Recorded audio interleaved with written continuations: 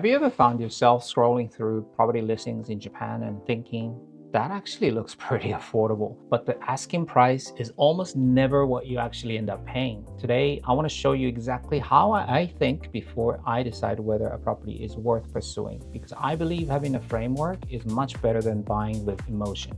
By the end of this episode, we're going to answer one simple question. Would I pay an extra $210,000 just to save 30 minutes?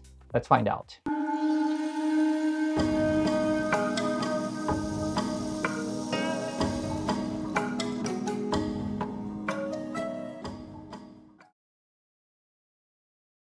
Last episode, we talked about how important it is to have eyes, ears, and voices on the ground when you are renovating property in Japan. Today, I want to take one step back before renovating, before engaging builders, before making an offer. How do we decide whether a property is actually worth buying? Let's work through one together. People often ask me, where do you actually find Japanese properties? Honestly, I usually start with one of three largest listing sites chosen by the locals: Sumo, At Home, and Lightful Homes. Turn on Google Translate and they are easy to browse. That's actually why JapanoMa isn't trying to become another listing website. Those sites already do an excellent job helping people find Japanese properties. JapanoMa exists to help people decide.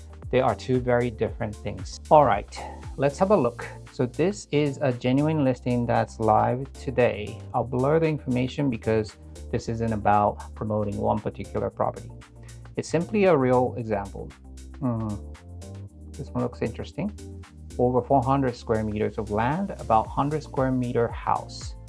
About 7 minutes drive to Hakuba, which is the main slope. Asking price 49,800,000 yen. That's roughly 450k AUD. Looks reasonable. Actually, if we stop the video right here, savvy ones who have been doing the research would probably say, that seems pretty affordable for Hakuba. But this is exactly where I stop looking at the asking price, because I'm not buying a 450k property. I'm buying everything that comes after it. So let's build the budget together. Purchase price 450k, now renovation. Given it's 40 plus years old, I'm going to allow about 185k to fully modernize. Every project is different, so I'm not going to pretend this is an exact quote. It's simply a conservative allowance. Furniture, beds, sofa, appliances, kitchenware, let's allow altogether 30k. Professional costs, building inspection, legal, registration, another 15k. And now contingency. I'm putting aside 70k. Too high? I probably would have questioned that number too if it wasn't for my personal experiences in both Japan and Australia. Remember, I discovered unexpected roof leaks.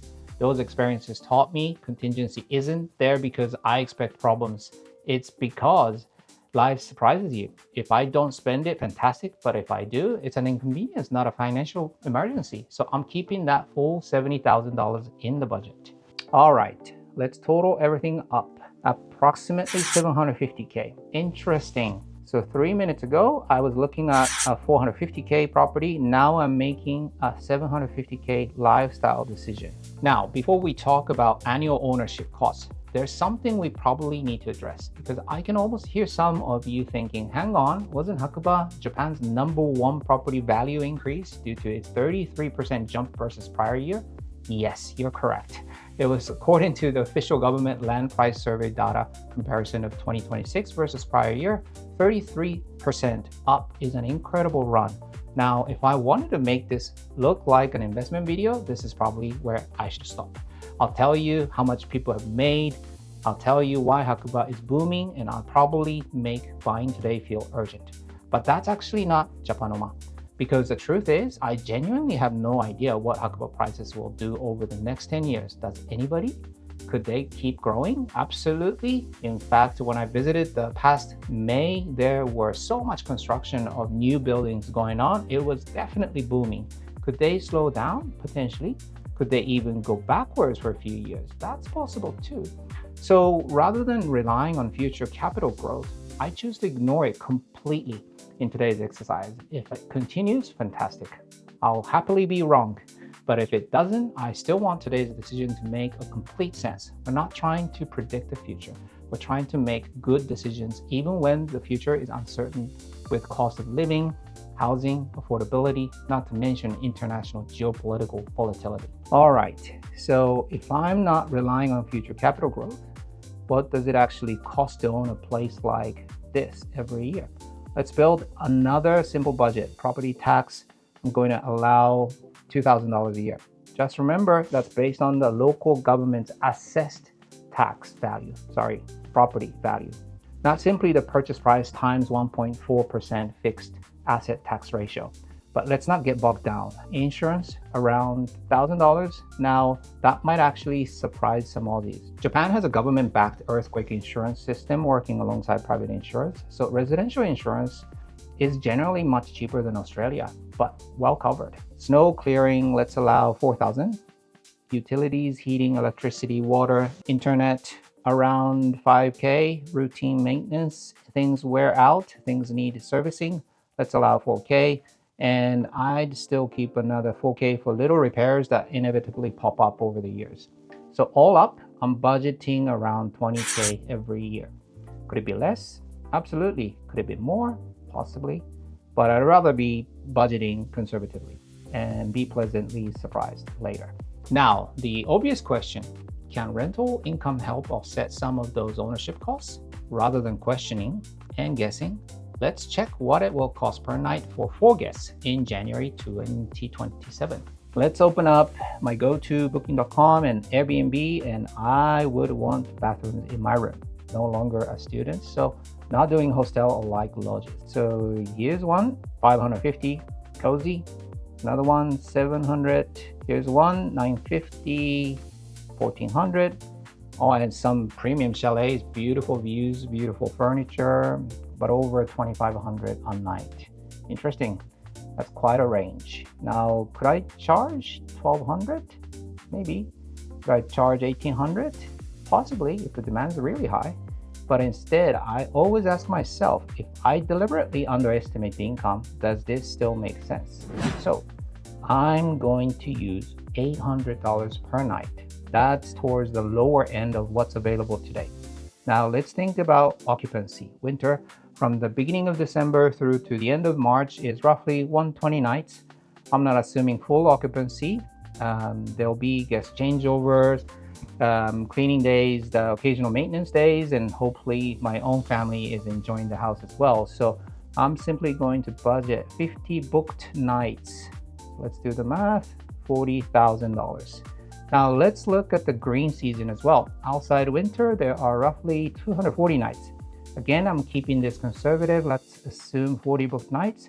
Average nightly rate around, let's say $360, because I just paid $120 per night in Ecoland for myself in May this year. That's another $14,400. So total gross rental income comes to approximately $54K. Looks pretty healthy, but that's definitely not what lands in your bank account.